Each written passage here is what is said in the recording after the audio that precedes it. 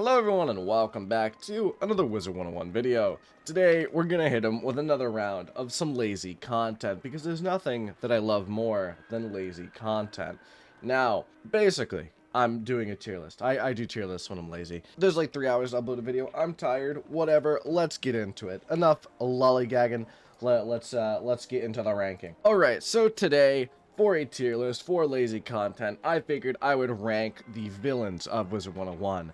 Now, by villains, this means literally any villain. This means the bosses in the game, the different creatures you encounter throughout the game, whether they're memorable, whether they're legitimate villains, all that. I'm probably going to rate them more based on how memorable they are, rather than actually how good of a villain they are, because if you just did how good of a villain they are, it's going to be like the final bosses, and then everyone else. So, whatever, without further ado, let's get into the actual ranking. Starting off, we have the Jade Oni, and let's be honest, the Jade Oni actually did get pretty close to doing some pretty despicable things.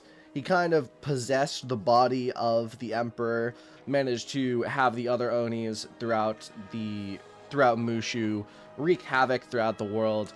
Basically, he came very close to taking over and dethroning the Emperor of Mushu, which I do think is a bit respectable for a villain. You know, he got pretty close, and he is definitely a very memorable boss, especially since you need to farm him.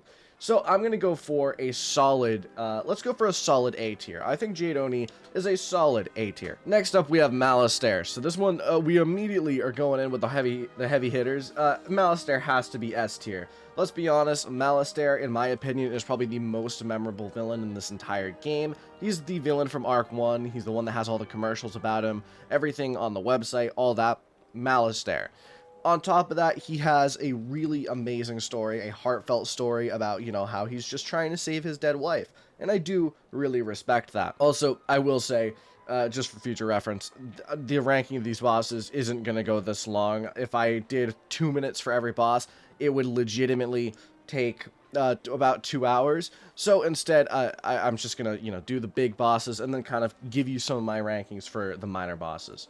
So next up, I can't exactly get what it's trying to tell you. I think it's just looking at the Dragon Titan. So if we're talking about the Dragon Titan, I would say that it's one of those like villains where it's not like really a villain, it's just a giant hulking creature, which is kind of terrifying. And the Dragon Titan is kind of terrifying, let's be honest. I don't know if you've seen, but like in the final fight with Malistaire, I just said the final fight with Malistaire. The first fight with Malistaire, it's just lurking in the background the entire time, being an ominous figure. It's pretty scary looking, but whether it's a good boss, eh. Next, we have Queen Calypso. You know, I don't know what that boat is doing, though. It's there in place of her lower half. I really wonder how that would work, if you catch my drift. But she's, like, not that memorable. She's just, like, a random boss in Crustacean Empire. Next, we have Striatus, and this one, for me, in terms of memorability, has to be a B, because let's be honest, if you don't remember this boss, he was a toughie back in the day, because what he does is he does that spam minus 90 shield thing, and back in the day, that was a bit rough, because Pierce didn't exist, Shadow Strike didn't exist, and getting through it was just like a legitimate challenge. Now, I do know nowadays that there is like a cheat in how to counteract that, but as a kid I had a lot of trouble with them, and I did it multiple times. Yeah, he's a bit rough, but he's not too bad. I would say he's definitely memorable, which is a thing. This is the next boss, which I'm probably going to put in C tier. He's actually, I'm going to put into D tier. He's not very memorable. I don't even remember his name. I just know that when he also puts a minus 90 shield on himself. When you blade yourself, he'll say, "You charm your way into my heart," and then he'll remove the shield. So I'll put him there. Next, we have Mithraea, and Mithraea, no pun intended, kind of hot. Yeah, no, I don't actually really like Mithraea as some other people do. Like, she's just kind of boring, like a C tier, like, not too much story behind her.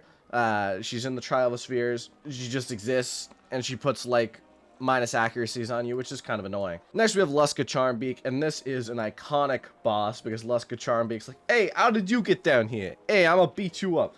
Yeah, you know, they all have that, like, mobster voice, and he gives you the Waterworks hat, so, or at least he used to. I think he still does. He gives you the Waterworks hat, has a cool boss cheat with the inking. Really, honestly, a cool boss, and I do like that kind of type of boss. Next, we have Silster Glowworm, and let's be honest, also a pretty iconic boss. Switches back and forth the field from blades to traps. one of the, in my opinion, like first legitimately difficult cheating bosses. Like as a kid, I do remember finding this fight to be difficult. Nowadays, obviously, it's a bit better, and even for level 60s, it's a bit better. I feel like most people don't really realize how much the game has shifted in favor of the players recently. But yeah, definitely a legitimate challenge for level 60s and a cool boss. Next up, we have Ammit the Devourer, which is the final boss in Zigzag. I would say I do remember this boss being annoying, but I don't remember him for anything other than that. He drops the Zigzag gear. I'm going to put him into B tier. I don't really remember his cheats, but I do remember that the dungeon takes a little bit to get to, and then the final boss has really low drop rates. Ammit does. And that is the reason why I've never farmed Zigzag gear on any of my wizards. Next up, we have Rattle Bones, and let's be honest, he's iconic. He's what rattles in the night, the darkness, the fear.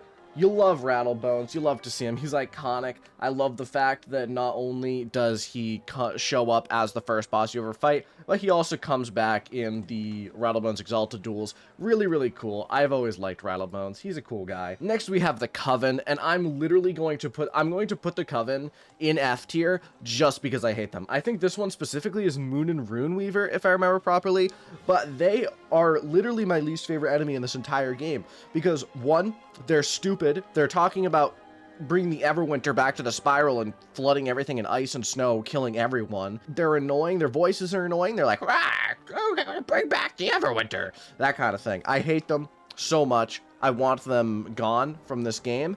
They're in my least favorite street, which is Ravenscar, followed by Wintertusk, which is a little bit painful. Overall, just it pisses me off. This guy pisses me off. I hate him. He deserves to be an F tier. Next, we have the giant Frost Titan guy, Amir, who they plan on actually bringing back to bring the Everwinter to the spiral. He's a little bit cooler. I'm gonna put him on the same tier as the Fire Titan because I think they're really the same. They're just giant hulking creatures that can cause mass destruction, but don't really. So, I mean, okay, the Dragon Titan did cause mass destruction, but you get my drift. I think that they're on the same tier. Next, we have Belloc, and let's be honest. Okay, Belloc is a very memorable boss, but I'm putting him into F tier out of principle. I know that the rankings don't exactly make sense, but they don't have to. It's my ranking. Belloc is an asshole. Everyone hates Belloc. I don't think I need to go further in depth to it than that. And the fact that he comes back like 5 times really pisses me off. He deserves death. Next up, we have CC Snaketail in Mirror Lake. And this is the guy who goes around from village to village dressing up as different things. And he's actually a zebra just causing chaos. I've always kind of liked him as an agent of chaos. I think he's a really, really cool character. I know a lot of people probably don't exactly agree, but I've always thought he was like one of the coolest characters in Zafaria as a kid. Like, oh, this guy is very obviously dressing up in a stupid disguise to cause chaos, and I do love it. I absolutely love it, and I think it's really funny. So I'm gonna put him right there. Next up, we have one of the ghost dudes in Mirror Lake. I'm gonna put him in a C tier. He's just not interesting. He doesn't have any real lore to him. At least I don't think so. Just like a ghost dude. Why is he there? No one knows. But he's there. He's there. Stardust Spiders at the end of Mirror Lake. I'm going to give them a B tier just because they're the final enemy, and from them you can get quite a few drops, and also you get that nice pixie stick drop at the end of Mirror Lake. Always really cool. Really fun to see, so I'm going to put them there. Next up, we have the Jabberwock, and let's be honest, the Jabberwock is such a memorable boss. I'm going to put him right into A tier where he belongs. He is a really, really cool boss. From the fact that he has, like, that cheap meteor strike that he does, to the fact that he weakened himself, the fact that he can only speak in, like, ye old English. I really do like that. Really cool boss, and I've always really enjoyed that boss. It seemed difficult as a kid. Obviously now I know that it's not really nearly as difficult, and you can just beat it pretty easily, but I do still like it, so I'm gonna put him there. Next up, we have the kid version of Morganth, and I am gonna have to put Child Morganth's fight into S tier just because I remember this fight significantly. Beyond the fact that this is Morganth's, like, almost start to her turn of evil. I mean, it's not her start, but it is what cements her turn to evil. There is that. And then the fact that she has the Woolly Mammoth cheat if you get over a certain amount of pips. Just a really cool set of cheats, and I do love them as a kid. I think it's a very interesting boss fight, and I think it really shows where Morganth came from. So I'm going to put her into S tier. I will say, You know what? I'm gonna add a row above, and I'm gonna call this the Malistaire tier, because Malistaire deserves a tier in his own. Because I think Malistaire is legitimately the best, and I don't feel comfortable putting him on the same tier as Morganth.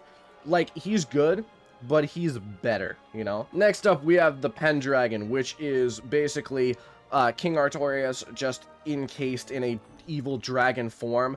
Really a cool boss, and an amazing final boss to Avalon, I think. So I'm going to put him up into A tier. I think that that is kind of where he goes. He's a very memorable boss, in my opinion, and a good, really good, like, finale, kind of, to Avalon. I mean, I know that there's another fight after him, which is what the next fight is, but he's a good, really good, like, final boss climax thing. And then we have the Black Dragon, which is after him. He's like a C tier.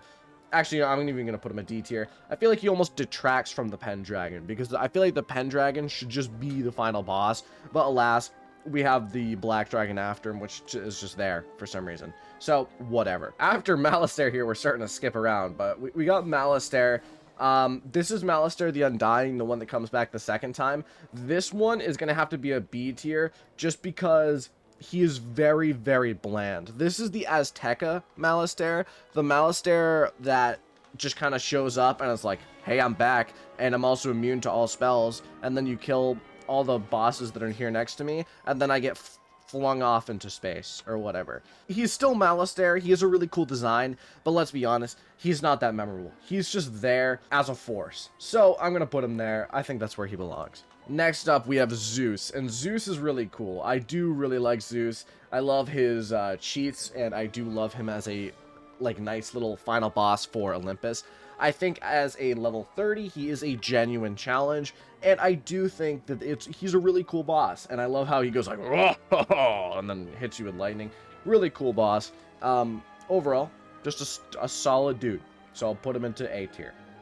Next up, we have Poseidon, and Poseidon, I feel like, is actually a very underrated boss of the Olympian bosses. I'm going to put him into B tier, but I feel like he has cool cheats where you can't put traps on him. I remember as a kid, as a level 70, him being, like, genuinely a little bit difficult. I don't think he's, like, super difficult or anything. I don't think he's as much of a challenge for level 70s as Zeus is for level 30s, but I do think he's cool. I do think Atlantia is a kind of cool dungeon, so I will give him at least a B tier, where I feel like he deserves at least. Next up, we have the Harvest Lord, and I find this funny that we're, like, warping all over the place now. The Harvest Lord is here. He's a B tier, because he is a very memorable boss. He's the final boss that you do in Trident Avenue. Honestly, just kind of a cool dude. I don't know why, you know, he wants to destroy Trident Avenue beyond just serving Malistaire and revenge, but he's pretty cool. He exists. I feel like as a character, he's not too cool. He doesn't even have that cool of a name. I mean, I guess Harvest Lord is kind of cool. I don't know. Next, we have Hades. I'm going to put Hades into S tier, and there's a reason for this. I think the Hades boss, the finale of Tartarus, was super iconic. This is when KI started getting in their grooves of having really iconic final bosses, because this was level 90. At this point, Malistaire was probably the biggest final boss in my opinion, and Hades really lives up to that, because the Hades fight isn't just Hades, it's Hades, Zeus, and Poseidon, and you have to fight all of them at the same time. I remember back in the day, a lot of people farming Tartarus. Tartarus was a long dungeon, but it was a cool dungeon, in my opinion. So I do genuinely think he is really cool as a villain. I do think, like, he was my favorite of the Atlantean bosses, and I do love him. So, S tier he goes. Next up, we have Ghost Dog, and I love Ghost Dog, because Ghost Dog isn't necessarily a villain. He is a person who fights for his own wants and desires, for his, like, honor almost, and he's, like, kind of really cool. I really loved him as a boss, and he's kind of the final boss for Chrysalis Part 1, and he was a really cool final boss for Chrysalis Part 1, and a little bit challenging. I'm going to put him into S tier because I just love him. I love him as a character, I love his design, all that, just really cool. What can I say beyond that? Next, we have the final Morganth, and the final Morganth is, I will not lie, it's a very memorable boss. I'm going to put it into S tier because I think it is a extremely memorable villain and final boss, but her fight is definitely extremely underwhelming. This is just like a reaching out to KI thing. She could be on par with Malistaire if you just gave her final fight a little more oomph. Her final fight feels extremely dull, especially after coming out of the galleries, which was a genuine challenge, into kind of her mediocre boss fight. Next up, we have Shane Von Shane. Shane Von Shane is pretty cool. I do like his cheats, and I do like the fact that he, you know, gives you that amulet. but he's kind of basic. He is kind of just a vampire. So I'm going to put him into B tier. I think he's cool, but not that cool. Next up, we have Malistaire the Undying, the final Malistaire who challenges you to the ancient rite of Kandavasi, and is like, yes, this is our final battle. He's the final boss of Darkmoor. He's going to have to go into the Malistaire tier as well. This, unlike the random Azteca Malistaire, is a Malistaire that's rich with lore. A Malistaire that has reason and finally finds peace with his wife in death, which I found really cool and really sweet. A good ending to his character and a great send-off to Malistaire, who we will hopefully never see again, because if we see him again, that will kind of ruin his character arc. Next up, we have this fire guy in Polaris. I don't remember his name. I'm gonna put him into C tier. I don't remember at all. Next up, we have this other guy. I don't remember his name, but I remember his cheats being kind of cool in comparison. I don't remember what they were, but I do remember they were difficult when I first did Polaris, so I put him there. Next up, we have the Rat, and I do love the Rat. I love Rasputin as a character. I'm gonna put him into S tier. As a final fight, it was amazing. This is one of the first times I feel like, okay, I'm not going to say it's one of the first times, but it's when King's Isle started kind of going ham with the final bosses. I think his cheats were genuinely difficult, especially at the time that Polaris came out. I remember a lot of people being stuck on this final boss, which is really, really cool in my opinion. I love the fact that they did like a genuinely difficult final boss. He was also just good as a character. I liked his kind of mind control thing. He mind controlled Ivan. Really plays well off of the original Rasputin in our life, our timeline. Just a cool character overall. Next we have this dude, and I think this is out of order. I think this is the guy you fight in Husk, if I remember correctly, like the protector of Grandmother Raven. You also fight him in Polaris, but I think based on the design I'm seeing, this is the one from Husk. I could be wrong though, but if it's the one from Husk, I'm gonna put him into B tier, because I do remember him. He does the whole La Jolla thing, right, if I remember correctly, but beyond that, he's just kind of one of Grandmother Raven's servants. Next, we have Duncan Grimwater. I'm gonna throw this little shit straight in F tier where he belongs. Duncan Grimwater, it's just he deserves F tier. He's a dick, let's be honest. Next, we have General Achilles, and this one is a bit rough for me, because the old General Achilles, right? The General Achilles that kidnapped the students and had to follow the Cyclops Code of Honor was pretty cool. The new General Achilles still has to do that stuff, but there is also the fact that he doesn't have the students in his thing anymore, like in his actual in his keep anymore, and then also the fact that he's being controlled by a stupid fucking bunny. So I'm gonna put him right into F tier where he belongs. The fact that he is now controlled by the Great One, who is this stupid bunny that is never explained, pisses me off. So I'm gonna put him into F tier. Next up, we have the Scorpion, and I love this fight. I know a lot of people might not agree with me, and I do think his cheats are a little bit underwhelming, but this fight was amazing. I love the fact that you had to unite Mirage against him, and then you stand and you can see his thousands of troops over the horizon, his army of undead, and I love him. I think that he was a really, really cool character. Like, such a cool character. And I do love him and how evil he is. Genuinely, I think he was an S tier. Next up, we have Greta Dark Kettle, and she is iconic as a character, not a villain. As a villain, she is probably C tier. She exists. She's there. I don't know. I mean, I feel like she shouldn't be evil, but she's part of the Cabal, I guess. Next up is Malorie, and this one's a bit weird because I don't feel like she's exactly a villain per se. She's just following the needs of herself, if that makes sense. I feel like she's not a villain, which is why I think as a villain, I'm not going to put her super high. I'm going to put her like as a C tier as a villain. As a character in general, I think she's a really good character. S tier potentially, but she wasn't really a villain. She kind of just followed Grandmother Raven for a while and did prevent us from finishing off Grandfather Spider.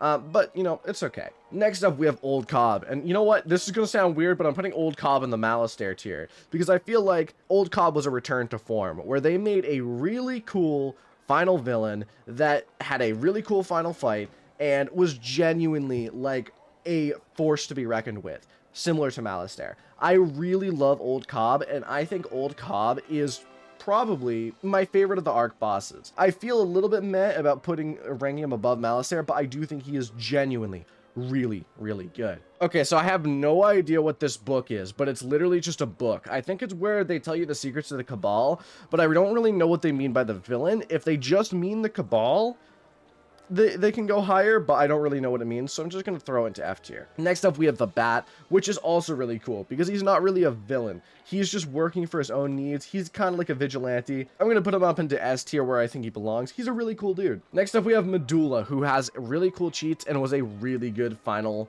part 1 boss.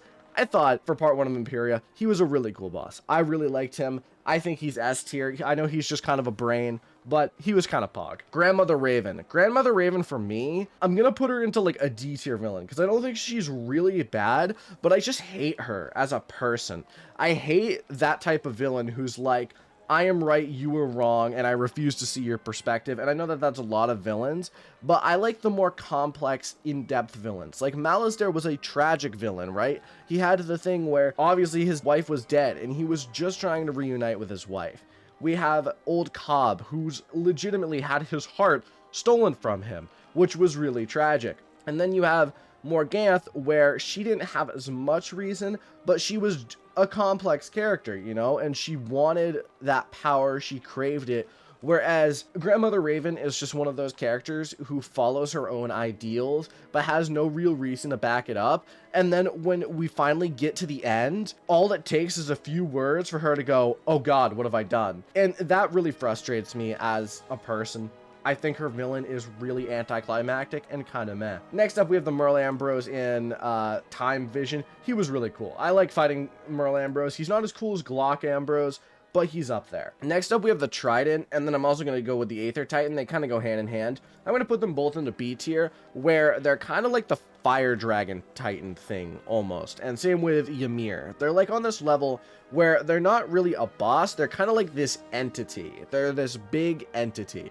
And the Aether Titan especially doesn't really have that much complexity to him, especially considering his fight is just kind of a cutscene fight. But the Trident was actually pretty cool and had some cool complex cheats. Obviously, if you know how to counter them, they're pretty easy. Overall, just an interesting boss. Next up, we have Alekan Swift Arrow, and this one is hard for me, because I think back in the day, I really did like him, right? He had the whole, he was controlled by the Banshee's whale thing, you know, and saw Private Quinn as a friend to the Fire Elves, all that. Whereas now, he's just kind of a weenie boy who does plays. He's like a C tier. He's kind of meh. Obviously, he's still controlled by the Banshee's whale, but like, I can't be nearly as impressed by a character that goes fight for fiddle instead of, you know, like a legitimate villain. The Kraken. Kraken has to go into S tier. I know he's not like a legitimate villain, but he's an iconic boss, let's be honest. People farmed him for years back in the day, and I remember him. You know, everyone remembers the Kraken, let's be honest. Next up, we have Falgaze. Pretty cool. Now he's just kind of a dude who reads in a tower, if I remember properly, but he's still a cool boss. He's just there. He's like a B tier, kind of a meh tier. Then we have Lord Nightshade, who, like, is an A tier. He's a kind of cool final boss for Wizard City, but he wasn't really all that complex. An interesting fight, but meh. Then we have Crocopatra. I mean, she has really cool lore. I've gone into the lore before on, like, my complete story of Crocotopia videos, if you want to look into that. So I'm going to put her at A tier. I think she's a really cool final villain, and her lore is really cool as well. Her fight's a little bit of a letdown because she's kind of weak, but she's alright. Then we have Dr. von Kazenstein, also really cool, and as someone who read Frankenstein, I do really love that lore, and I love Frankenstein as a story, so I'm going to put him there. Pretty solid. Meowiarty, similar, probably an A tier, like a cool character, but, I mean, he's a mastermind and he escaped from prison. I'll give him that. He's pretty cool. Alright, so I tried to look at who the final boss is, but I literally have no idea. He's just a random chrysalis boss. I'm putting him into F tier. Whoever it is. It's just a random chrysalis bug monster. So, whatever.